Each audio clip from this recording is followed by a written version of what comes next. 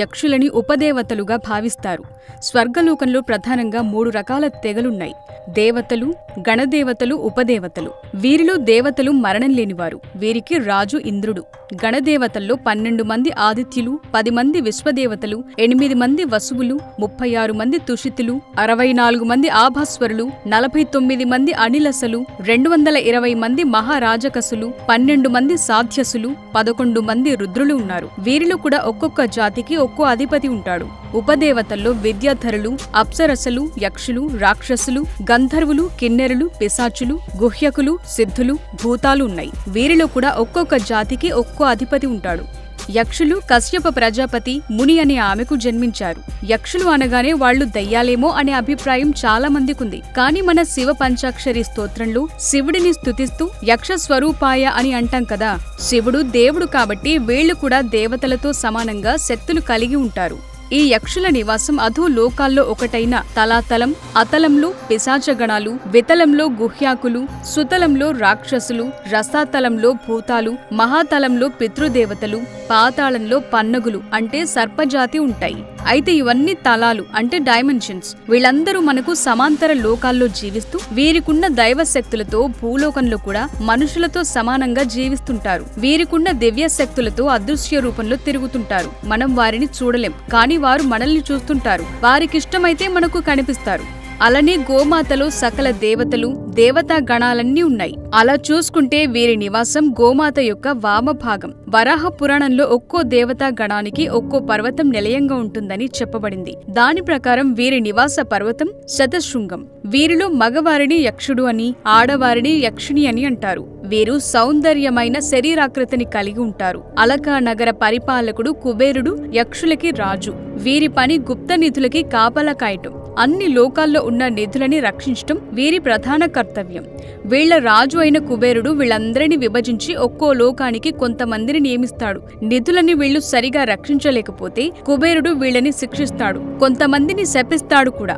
ఇలా శాపాల బారిన పడిన యక్షులు మన పురాణాల్లో చాలా మంది కనిపిస్తారు. వీరిని ప్రసన్నం చేసుకోగలిగితే మనం కోరుకున్నది దక్కించుకోవచ్చని ఉద్దమరేశ్వర తంత్రంలో చెప్పబడింది. 36 యక్షిణులు వారి మంత్రాలు మరియు ఆచార సూచనలతో సహా వర్ణించబడ్డాయి.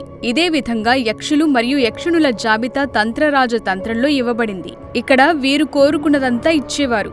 వీళ్లలో యక్షిణులు అంటే ఆడవారు అత్యంత శక్తి కలవారు. వారిని మనం ఆవాహనం కూడా చేసుకోవచ్చు. మన మనుషుల్లోనే కొందరు గొప్పవారైన సాధకులు అనేక యక్షిణి సాధనాల్లో వారి సాక్షాత్కారం పొందిన వారే. అటువంటి సమయాల్లో వాళ్లు మనిషి శరీరంలోకి చెవి ద్వారా ప్రవేశిస్తారట. వీళ్లు సాధారణంగా మంచి చేస్తూ శాంతంగా ఉంటారు, కానీ కొద్ది మంది రౌద్రంగా ఉండి చెడు చేస్తారట. యక్షులు మంచి కళా పోషకులని అంటారు. మనకి బాగా తెలిసిన యక్షిణి తాటకి. సుకేతుడు అనే యక్షుడు పిల్లల కోసం తపస్సు చేసినప్పుడు నీకు 1000 ఏనుగుల బలమున్న కూతురు పుడుతుంది అని బ్రహ్మ వరం ఇవ్వగా తాటకి పుట్టింది. ఈమెను జజరుడను యక్షుని కుమారుడైన సుందుడికి ఇచ్చి పెళ్లి చేయగా వారికి మారీచుడు పుడతాడు.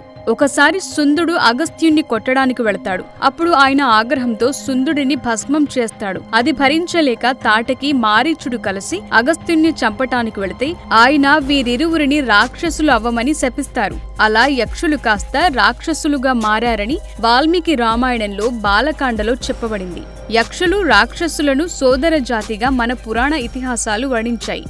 మనకి బాగా తెలిసిన కొంతమంది యక్షులు మణిగ్రీవుడు, నలకూబరుడు. వీరిద్దరిని మద్ది చెట్టులై పడమని ఒక ముని శపిస్తాడు. యశోదాదేవి కృష్ణుని రాయికి కట్టినప్పుడు ఆ మద్ది చెట్ల మధ్యలో నుంచి కృష్ణుడు రోలును పెట్టి లాగటం వలన వాళ్ళకి శాప విమోచనం జరుగుతుంది. యక్షులు దేవతా గణాలే అయినా కొంతమంది స్వార్థపరులకు ఉపయోగపడటం వల్ల, వీరు రాత్రిపూట ఎక్కువగా విహరించటం వల్ల వీరిని భూతాల్లా భావిస్తారు. కనీసం ఒక యక్షిణిని అయినా వశం చేసుకుంటే కామవంచలైన నెరవేరుతాయని తంత్ర సాధకులు భావిస్తారు. వీరు లైంగిక చాపల్య పరులే కాకుండా సూక్ష్మ రూపం ధరించగలిగి నీటి సరస్సులు, భూమి మీద ఉన్న నిధి నిక్షేపాలకు సంరక్షకులుగా ఉండి ప్రాణాలు తీయు కఠినులు కూడా. దైవిక శక్తులు కలిగి అవసరమైనప్పుడు వీరు రూపాలను కూడా మార్చుకోగలరు. ఇలా చాలా మంది యక్షులు జంతు రూపాలు ధరించి తమ కామ కోరికలు తీర్చడం మన పురాణాల్లో కనిపిస్తుంది. అలాగే కొంతమంది యక్షులు మానవ రూపం ధరించి మనుషులతో కూడా కామ కోరికలు తీర్చుకోవటం మన పురాణాల్లో చెప్పబడింది. మహాభారతంలోని అరణ్య పర్వంలో పాండవులు వనవాసంలో ఉన్నప్పుడు ధర్మరాజును పరీక్షించటానికి యమధర్మరాజు యక్షుని రూపంలో అడిగిన ప్రశ్నలే యక్ష ప్రశ్నలు. సో ఇది యక్షుల కథ.